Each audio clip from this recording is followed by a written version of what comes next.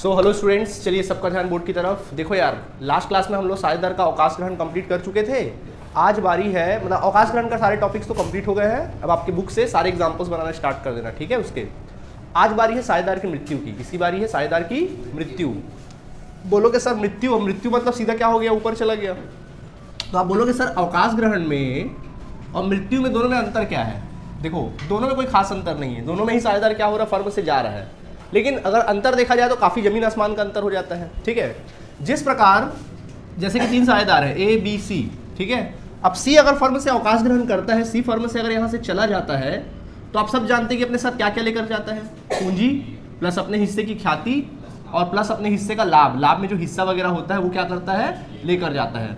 अब इस लाभ में हिस्सा वैसे लाभ भी होते हैं जो अविचलित लाभ है, जैसे कि सामान्य संचय वगैरह हो गया, या फिर लाभ हानि खाता हो गया, ये कुछ ऐसे खाते होते हैं, ठीक है, वो भी शामिल होता है। और एक शामिल होता है साल भर का लाभ, वो भी शामिल लेकर जाता है। और जैसे कि रूल है कि साझेदार जब फर्म से अवकाश ग्रहण करेगा तो उसके लिए रूल है कि देख भैया, अवकाश ग्रहण करेगा तो हमेशा अवकाश ग्रहण कब करेगा? वर्ष के अंत में। कब अवकाश ग्रहण करता है? वर्ष के अंत में। ऐसा क्यों होता है? वर्ष के अंत में उसको अवकाश ग्रहण करने क्यों बोला जाता है? क्योंकि चालू वर्ष का लाभ देना है। अब मान लो साझेदार अगर बीच में अगर फर्म से चला गया, आप सबको पता है कि लाभ हानि की गणना कब की जाती है? 31 मार्च के दिन की जाती है। सही बात है कि नहीं है? अब लाभ हानि की गणना करने में खर्च होगा कि नहीं होगा? सारे खाते बंद करना, तलपट में ट्रांसफर करना, फिर तलपट से उसका क्या बनाना, लाभ हानि खाता बनाना, व्यापारिक खाता बनाना, मतलब उसके लिए बहुत बड़ी टीम लगती है, पूरे अकाउंटेंट्स लोगों की टीम लगती है। तो काफ़ी वक्त लगता है उसमें, वो काम करने में हमको क्या होता है, बहुत ज़्यादा वक्त लगता है। आया बात समझ में कि नहीं आया?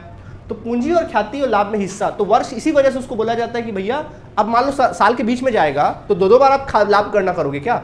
अब अक्टूबर के महीने में जा रहा है तो अक्टूबर में भी खाते वाते बंद करके लाभ की गणना करोगे, और फिर जब साल का अंत आएगा फिर लाभ की गणना करोगे। तो आप सीधा क्या बोलते हो कि भाई ऐसे समय में जा जब सब कुछ एक साथ हो, खर्चा क्या हो जाएगा? बच जाएगा। सीधा तू जाएगा तो वर्ष के कब जाना? अंत में जाना। समझ में आ गया कि नहीं आ गया? सेम यहीं पे कहानी किसकी होती है? मृत्यु की होती है। किसकी होती है?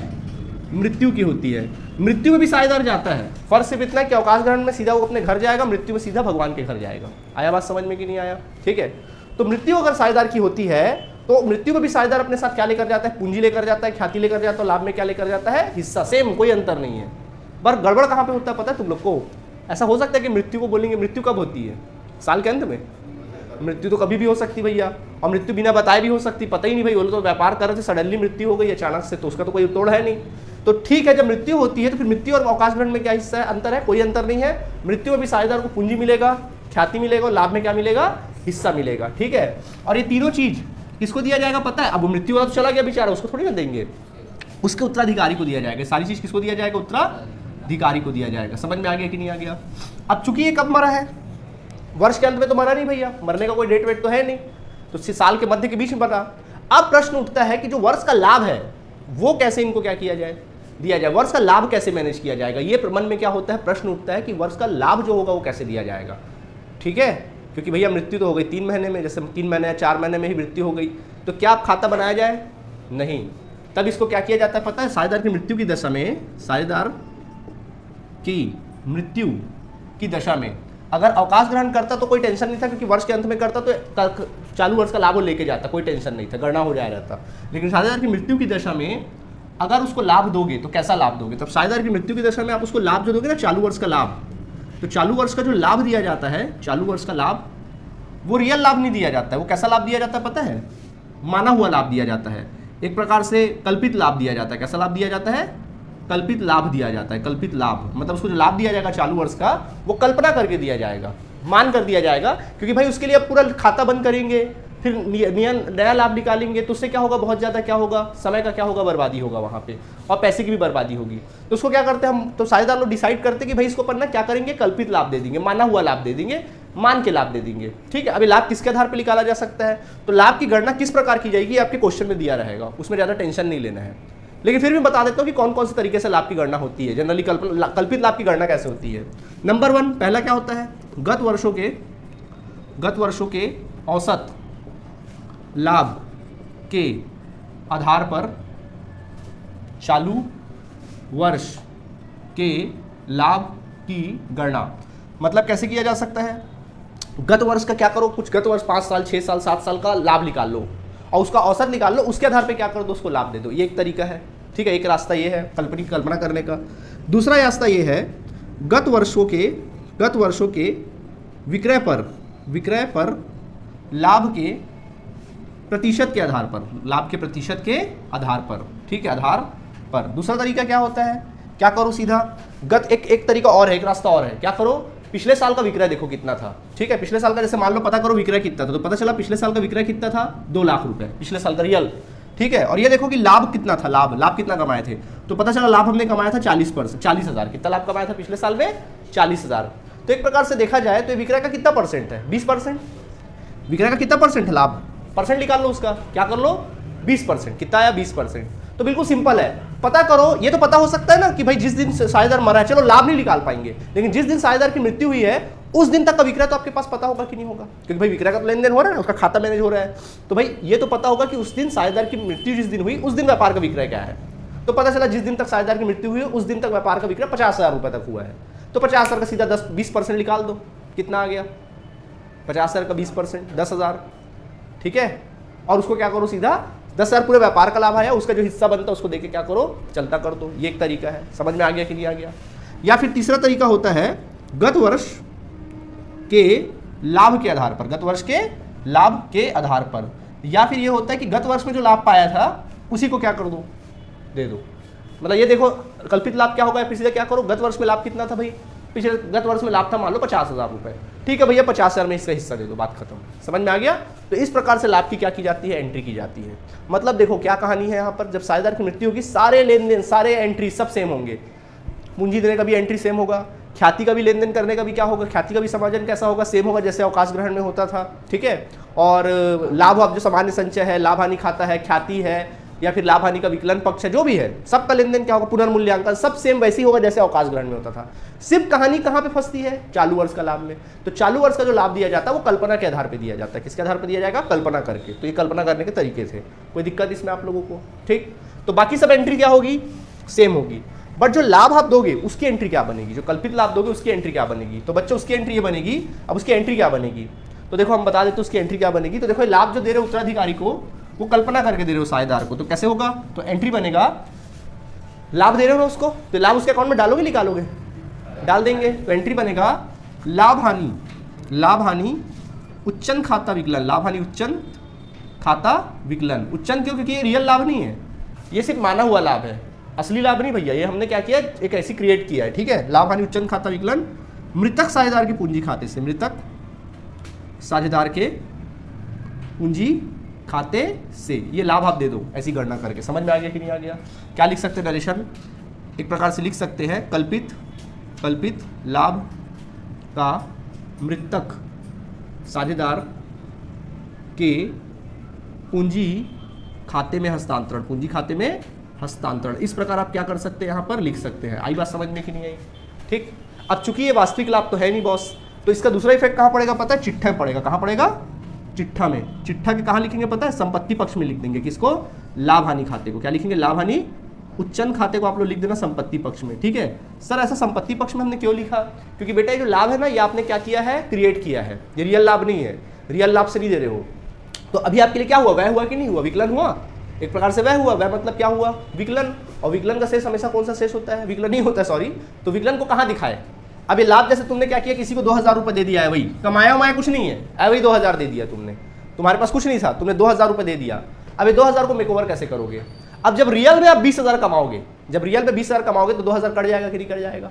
और कितना कमाया तुमने, 18,000। वैसे ही जब साल के अंत में जब साझेदार लोग रियल लाभ कमाएंगे तो उस रियल लाभ में इसको क्या कर दिया जाएगा, काट दिया जाएगा। तो फिर अपने आप क्या हो जाएगा, गायब हो जाएगा यहाँ से।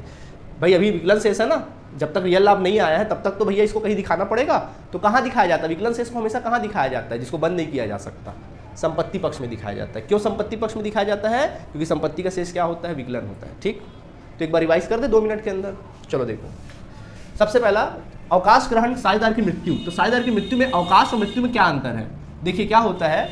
अवकाश में साझेदार कोई अंतर नहीं है। अवकाश में क्या होता है, साझेदार जब जाता है तो अपने साथ पूंजी भी लेकर जाता है, ख्याति भी लेकर जाता है, लाभ में हिस्सा भी लेकर जाता है, कोई दिक्कत नहीं है, ठीक है। और अवकाश में क्या कहा था कि वर्ष के अंत में जाता था। क्यों वर्ष के अंत में जाने बोलते थे, क्योंकि भैया उसको क्या करना पड़ता था, उसको लाभ में हिस्सा देना पड़ता था, चालू वर्ष का भी लाभ उसको देना पड़ता था, करके वो वर्ष के अंत में जाता था। लेकिन मृत्यु में किसी का क्या है, हाथ नहीं है। तो मृत्यु में भी सेम चीज है, मृत्यु में भी होगा तो अपने साथ पूंजी लेकर जाएगा, ख्याति लेकर जाएगा, और लाभ में क्या करेगा, हिस्सा भी लेके जाएगा। सिर्फ कहानी फंसेगा कहां पर, चालू वर्ष के लाभ में, क्योंकि मृत्यु तो बेचारी की कोई भी तिथि में हो सकती है। तो फिर जो लाभ उसको दिया जाएगा, अब उसके लिए अब उसके मृत्यु में होने पर पूरे व्यापार का लाभ तो कैलकुलेट नहीं कर सकते वर्ष के बीच में, तो उसके लाभ को क्या किया जाता है, कल्पना के आधार पर किया जाता है। किसके आधार पर, कल्पना कर लेते हैं, मान लेते हैं, गत वर्षों के औसत लाभ के आधार पर दे देते हैं, या फिर क्या करते हैं, गत वर्ष के विक्रय के लाभ के प्रतिशत के आधार पर दे देते हैं, या गत वर्ष के लाभ के आधार पर दे देते हैं। ये थ्योरी में लिखने को आ सकता है एग्जाम में, ठीक है। तो इस प्रकार से हम लोग क्या कर देते हैं, उसको लाभ में हिस्सा देके बाय बाय कर देते हैं, और सारा पैसा किसको देते हैं, उत्तराधिकारी को। तो सारी एंट्री सेम होगी, बस अंतर किसका होगा, लाभ हानि उच्चन खाता का। तो जो लाभ दोगे उसको तो क्या एंट्री करोगे, चालू वर्ष का लाभ दोगे जो कल्पना करके, लाभ हानि खाता उच्चन खाता विकलन साझेदार के पूंजी खाते से, मृतक साझेदार के पूंजी खाते से, और चिट्ठे में संपत्ति पक्ष में दिखा दोगे। आई बात समझ में कि नहीं आई, कोई दिक्कत, प्लीज नोट कर लीजिए। चलो स्टूडेंट्स, चलो अब एक क्वेश्चन करके दिखाता हूं मैं मृत्यु से संबंधित। हालांकि एग्जाम में मृत्यु से संबंधित क्वेश्चन जनरली आता है नहीं, फिर भी सीख लो। देखो लिखा है मानव, नाथ और नारायण। क्या लिखा है, मानव, नाथ और नारायण। एक फर्म में क्या है, नारायण, ठीक है, NY बोल देते हैं, नारायण एक फर्म में साझेदार है जो अनुपात, लाभ अनुपात 1:2:1 में क्या करते हैं, बांटते हैं। फर्म की पुस्तकें प्रत्येक वर्ष 31 मार्च को बंद होती है। इनकी पुस्तकें कब बंद होती है, 31 मार्च को पुस्तकें क्या होती है, हमेशा बंद होती है, याद रखना, ठीक है। कहता है कि 30 सितंबर 2015 को, 30 सितंबर 2015 को नाथ की मृत्यु हो जाती है। किसकी मृत्यु हो गई, नाथ की बेचारे की मृत्यु हो गई, ठीक है। तो देखो दिमाग लगाओ, 30 सितंबर 2015 को नाथ की मृत्यु हो गई, तो लास्ट प्रॉफिट कब निकला होगा, 31 मार्च 2015। लास्ट जो इनका रियल प्रॉफिट निकला होगा 31 मार्च 2015 को निकला होगा। यानी कितने महीने बाद इसकी मृत्यु हुई है, अप्रैल, मई, जून, जुलाई, अगस्त, सितंबर, क्योंकि 30 सितंबर को मर रहा है, तो 6 महीने बाद उसकी क्या हुई है, मृत्यु। यानी जो कल्पना लाभ दोगे वो 6 महीने के हिसाब से दोगे। किसके हिसाब से दोगे, 6 महीने के हिसाब से। अब आगे देखो क्या लिखा है, कहता है इसी तिथि पर उसकी पूंजी खाते का विकलन शेष 5000 रुपए था। बोल रहा है इस तारीख को, क्या बोल रहा है, उसका पूंजी खाते का जो विकलन शेष था, पूंजी खाते का विकलन शेष जो था वो 5000 रुपए था। फिर कहता है कि लाभ हानि खाते का विकलन शेष 30,000 था। लाभ हानि खाते में जो विकलन शेष था, लाभ हानि खाते का जो विकलन शेष था, मतलब हानि वाली बात आ रही है, कितना था, 30,000 रुपए था, ठीक है। और फिर कहता है कि फर्म की ख्याति का मूल्यांकन जो किया गया वो 3,80,000 किया गया। फर्म की ख्याति का मूल्यांकन कितना किया गया, 3,80,000 रुपए किया गया, ठीक है। और फिर कहता है कि मृत्यु तक की तिथि तक का लाभ, देखो क्या बोल रहा है, देखो कल्पित लाभ की बात कर रहा है, मृत्यु तक की तिथि तक का लाभ जिसकी गणना पिछले 5 वर्षों के औसत लाभ के आधार पर की जाएगी। मतलब जो कल्पित लाभ की गणना कैसे करोगे, 5 वर्षों के औसत लाभ के आधार पे। देखो ये औसत लाभ के आधार पे कर रहा, 5 वर्षों के औसत लाभ के आधार पर की जाएगी, ठीक है। जो 90,000 था, अच्छा निकाल के दिया तो खुशी की बात है भैया, क्या करके दे दिया, आपको औसत लाभ निकाल के दे दिया, कितना था, 90,000 रुपए था। IMP क्वेश्चन है ये, आपके एग्जाम में ये कभी आया तो नहीं है, CBSE वाले एग्जाम में आया है 2016-17 में, CBSE में आया है, यहाँ नहीं आया है, CG में कभी आया ही नहीं है, ठीक है। खैर देख लो। तो इस प्रकार से आपको क्या करना है, क्वेश्चन को क्या करना है, सॉल्व करना है। आया बात समझ में कि नहीं आया, क्या बोल रहा, आवश्यक पंजी प्रविष्टि करो। क्या करो, आवश्यक पंजी प्रविष्टि करो। तो करें पंजी प्रविष्टि। तो देखो सबसे पहले अपन क्या करेंगे, सबसे पहले पंजी प्रविष्टि करनी है आप लोग को। तो पहले अपन क्या करेंगे, ख्याति का हिसाब किताब कर ले। ख्याति का पहले किसका हिसाब किताब करोगे, ख्याति का। चलो ख्याति का देखो, पूरे फर्म की ख्याति कितनी थी, 3,80,000। इसमें जा कौन रहा है, नाथ। तो नाथ के हिस्से की ख्याति, नाथ की हिस्से की ख्याति कितनी, 2/4। 3,80,000 का 2 कितना निकालोगे, 4 निकालो जल्दी से, कितना आएगा देखो। नाथ की हिस्से की ख्याति निकालो, 2,80,000 का कितना, 2/4 निकालोगे, 1,90,000 आएगा। कितना आ जाएगा, 1,90,000 आ जाएगा, ठीक। अब इस 1,90,000 को देगा कौन, बताओ, मानव और नारायण। मानव और कौन देगा, नारायण देंगे। कौन से अनुपात में देंगे भैया, नाथ तो चला गया, 1:1 बराबर, समझ में आ गया, नया अनुपात तो दिया नहीं है, ठीक। तो 1:1 में देंगे। चलो बांटो, बराबर बांटोगे, 95,000 और 95,000 आ जाएगा। मानते हो कि नहीं मानते हो, ठीक। तो ये हो गया ख्याति का कहानी। तो ख्याति का एंट्री कर दे, तो बोलो किसके अकाउंट से पैसा निकलेगा, मानव नारायण के, और नाथ के अकाउंट में जाएगा। बोलो एंट्री क्या बनेगा, पहला 30 सितंबर 2015 को डेट डालना। हाँ बोलो क्या एंट्री बनेगा, सब एक साथ बोलो, मानव का पूंजी खाता विकलन, नारायण का पूंजी खाता विकलन, नाथ के पूंजी खाते से, नाथ के पूंजी खाते से, हाँ बोलो मानव में कितना 95, इसमें 95 और इसमें दोनों मिला के 1,90,000। क्या लिखेंगे? ख्याति का समायोजन करने पर, ख्याति का समायोजन। आया बात समझ में कि नहीं आया? अब दूसरी एंट्री देखो, ख्याति का हिसाब किताब हो गया। अब चेक करना कोई सामान्य संचय वंचय है क्या? हाँ सर ये देखो है। लाभ हानि खाते का विकलन शेष दिख रहा है कि नहीं दिख रहा है? सामान्य संचय वाला लाभ हानि खाते का विकलन। तो लाभ हानि खाते के विकलन को क्या करना चाहिए? साझेदार के अकाउंट में डालना चाहिए, निकालना चाहिए? क्या एंट्री बनेगा? विकलन शेष है भैया, हानि है, बता दो ढंग से। एंट्री बोलो इसका क्या होगा? विकलन इसको बंद करोगे क्या करोगे? समाकलन। तो मानव का पूंजी खाता विकलन, नाथ का पूंजी खाता विकलन, नारायण का पूंजी खाता विकलन, किससे? लाभ हानि खाते से। होगा कि नहीं होगा? क्या लिखेंगे? मानव का पूंजी खाता विकलन, मानव का पूंजी खाता विकलन। फिर इसके पश्चात नारायण का पूंजी खाता विकलन, नारायण का पूंजी खाता विकलन। फिर किससे? नाथ का पूंजी खाता विकलन, किससे? लाभ हानि खाते से। सामान्य संचय बांटते नहीं थे जैसे? अब सामान्य संचय होता तो क्या करते तुम लोग? उसको बांट देते, फिर समाकलन हो जाता। साझेदारों का पूंजी खाता क्या हो जाता? समाकलन। कितना लाभ था बताओ? 30,000। चलो 30,000 को 1 2 1 में बांटो। 1 2 1 में, हाँ बोलो। 20,000। 20 कहाँ से आएगा यार? 4 है ना, तो 4 को डिवाइड करोगे कितना आ जाएगा? 7,500। 7,500, 7,500 और ये 15,000। समझ में आया? 7,500, 7,500 और 15,000 इस तरह से। ठीक है, बांटोगे तो क्या लिखोगे? लाभ हानि खाता के विकलन, लाभ हानि खाते का, या लिख सकते हो लाभ हानि खाते के विकलन शेष का साझेदारों के पूंजी खाते में हस्तांतरण, पूंजी खाते में हस्तांतरण। आया बात समझ में कि नहीं आया? ये लिख दोगे। समझ में आ गया? कोई दिक्कत? पूंजी की एंट्री तो करनी नहीं है आपको। अब सीधा क्या करना है? कल्पित लाभ की एंट्री करना है। बताओ कल्पित लाभ का क्या एंट्री सिखाया हूं? बोलो। हाँ, लाभ हानि उच्चन खाता विकलन, उच्चन खाता विकलन किससे? बिल्कुल, जो जा रहा है उसके अकाउंट में डाल दो। नाथ के पूंजी खाते से। नाथ के क्या लिखेंगे? पूंजी खाते से। आया बात समझ में कि नहीं आया? कोई दिक्कत? ठीक है, तो लिखेंगे यहाँ पर। अब निकालें इसका वैल्यू कितना निकलेगा। क्या बोला है? कैसे देना लाभ? 5 वर्षों के औसत लाभ के आधार पर 5 वर्षों का औसत लाभ 90,000 दिया, तो दे दें। तो यार 90,000 पूरा नाथ का है क्या? 90,000 पूरे फर्म का है और भी साल भर का है। तो कैसे करोगे? तो इधर देखो, यहाँ लिखोगे कल्पित लाभ,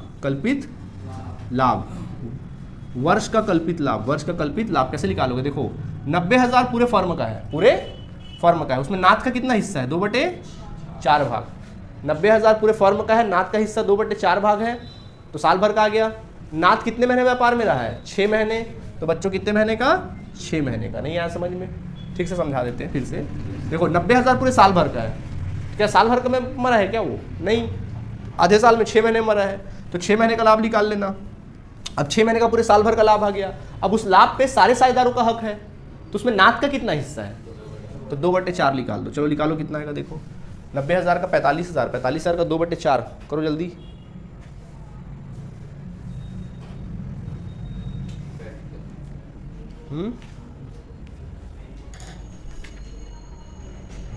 एक सेकेंड। मृत्यु की तिथि तक का लाभ, सुनो ना, क्वेश्चन को पढ़ो ठीक से।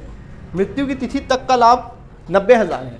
सुनो, ये बोल रहा है साल भर का नहीं बोल रहा है, साफ साफ लिख दिया कि मृत्यु की तिथि तक का लाभ। क्या बोल रहा है? मृत्यु के, क्वेश्चन में लिखो मृत्यु के तिथि तक का लाभ, तिथि तक का लाभ दिया भैया। हाँ, तो जब तक का लाभ दिया तो फिर 6 महीने का मत निकालो, वैसे निकालते हैं बट मत निकालो, डायरेक्ट निकाल दो। कितना आ जाएगा? 45,000। कितना आ जाएगा? तो इसको दे दो 45,000 और कितना? 45,000। नहीं आया समझ में? आ गया?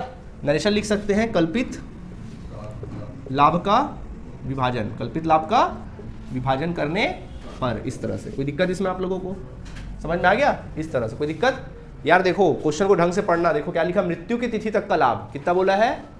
तक का लाभ 90,000 बोलते हैं, मतलब मृत्यु की तिथि तक का निकाल के दे दिया 90,000। अगर ये कुछ नहीं बोलता, मृत्यु की तिथि नहीं बोलता, वर्ष का लाभ इतना है बोलता है, औसत लाभ इतना है, तब फिर आप क्या करते? 6 महीने का भी निकालते। चलो इससे संबंधित और एक क्वेश्चन देखेंगे तो क्लियर हो जाएगा। नोट करो। चलो देखो, अब मैं आपके बुक का और एक क्वेश्चन करा रहा हूँ, ध्यान दीजिएगा आप सभी। क्या लिखा है देखें। कहता है कि ए बी सी जो पूंजी अनुपात में लाभ विभाजित करने वाले साझेदार हैं। कह रहा है कि ए बी सी ये तीनों कैसे विभाजित करते हैं लाभ को? पूंजी अनुपात में। कैसे विभाजित करते हैं? पूंजी अनुपात में लाभ को विभाजित करते हैं। 31 दिसंबर 1998 को उनका चिट्ठा इस प्रकार है। 31 दिसंबर सन 1998 को, देखो भाई चिट्ठे को देख लो, 31 दिसंबर 1998 बोल रहा है, मतलब ये लोग खाते कब बंद करते हैं? 31 दिसंबर 1998 को हमेशा बंद करते हैं, दिसंबर वाला इनका ईयर फॉलो करते हैं ना इन लोग। और इनके व्यापार में लेनदार है 20,000 रुपए के, व्यापार में लेनदार है 20,000 रुपए के, जबकि सामान्य संचय जो है वो है 6,400 का। इसके बाद पूंजी जो है ए का, बी का और सी का 20,000 है, फिर 10,000 है और फिर 10,000 है।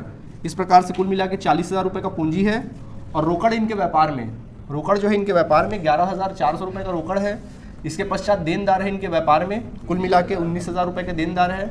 फिर स्कंद है 10,000 का, फिर बोलो मशीनरी है कितने का? 24,000 का मशीनरी है। फिर उपस्कर है कितने का? 2,000 का, ये उपस्कर है। इस तरह से चिट्ठा क्लोज हो गया, ठीक है। फिर कहता है कि ए की मृत्यु 20 मार्च सन 1999 को हो जाती है। ए की मृत्यु हो गई भैया कब? 20 मार्च सन 1999 को, यानी कितने महीने पश्चात? कैसे एक महीना यार, कैसे एक महीना? एक साल। लास्ट 31 दिसंबर का चिट्ठा है, जनवरी, फरवरी, मार्च, 3 महीना। अब 20 मार्च को ही तो ये मानेंगे मार्च का पूरा महीना, 3 महीने के हिसाब से चलेंगे। कितने महीने के हिसाब से चलना है अपन को? पूरा 3 महीने के हिसाब से चल लेते हैं अपन लोग, ठीक है। 3 महीने के हिसाब से चल लेते हैं। अब देखो इसमें क्या लिखा हुआ है, ठीक है। अब देखो क्या लिखा है, कहता है इसमें हम लोगों को, ओके नेक्स्ट हम लोग को लिखा हुआ है साझेदार का मृत्यु दिया, 20 मार्च को मृत्यु हो गई, उसके उत्तराधिकारी को निम्न राशियाँ देने के हैं। साझेदार की पूंजी खाते का शेष संचिति में उसका हिस्सा देना है। बोल रहा है कि साझेदार को पूंजी खाते में शेष भी देंगे, संचिति में हिस्सा, उसमें बोलना क्या हो तो देना ही है। ख्याति में उसकी ख्याति का हिस्सा जिसकी गणना गत वर्षों के 3 के औसत लाभ के दुगने के आधार पर की जाएगी। क्या बोल रहा है कि ख्याति की गणना कैसे की जाएगी? ख्याति की गणना गत वर्षों के, जो गत वर्ष है, गत वर्षों के औसत लाभ के दुगने के आधार पर की जाएगी। किसके आधार पर की जाएगी? दुगने के आधार पर की जाएगी, ऐसा कहता है क्वेश्चन में, ठीक है। फिर कहता है इसमें गत वर्षों का लाभ इस प्रकार है, तो गत वर्षों का लाभ देखो दे दिया है 96, 97 और 98 का, 1996, 1997 और 1998 का। पिछले गत वर्ष का लाभ आपके सामने दिया हुआ है, कितना कितना लाभ है भैया? पहला, तो पहला लाभ है कितने का? 6,000 का, दूसरा लाभ 8,000 का और तीसरा लाभ 10,000 का लाभ क्या किया है क्वेश्चन में दिया हुआ है, ठीक है। आपको कहता है कि ए का पूंजी खाता बनाओ। क्या बनाओ? ए का पूंजी खाता। ज़्यादा मेहनत नहीं करना, सीधे क्या करना है? ए का पूंजी खाता। देखो ए का पूंजी खाता बनाते हैं, तो लिखना ए का पूंजी खाता, ठीक है। चलो ए का पूंजी खाता बना लेते हैं हम लोग इस तरह से, ठीक है। तो ये ए का क्या बन गया? पूंजी खाता। तो बोलो पूंजी खाता जब साझेदार को देते हो उसको देना ना पैसा, बोलो पूंजी का शेष कौन सा शेष होता है? समाकलन। पूंजी का शेष, तो शेष समाकलन में लिखना शेष लाया गया। क्या लिखोगे? शेष लाया गया। बोलो ए का कितना था? 20,000, लिख डालो 20,000, ठीक। अगला स्टेटमेंट किसका होता है? ख्याति का। किसका होता है अगला स्टेटमेंट? ख्याति का स्टेटमेंट होता है भैया। तो ख्याति दिया है क्या क्वेश्चन में? निकालना पड़ेगा। तो चलो अलग से वर्किंग नोट में ख्याति की गणना करो, कमान अलग से वर्किंग नोट में करना ख्याति की गणना। क्या बोला है ख्याति की गणना के बारे में?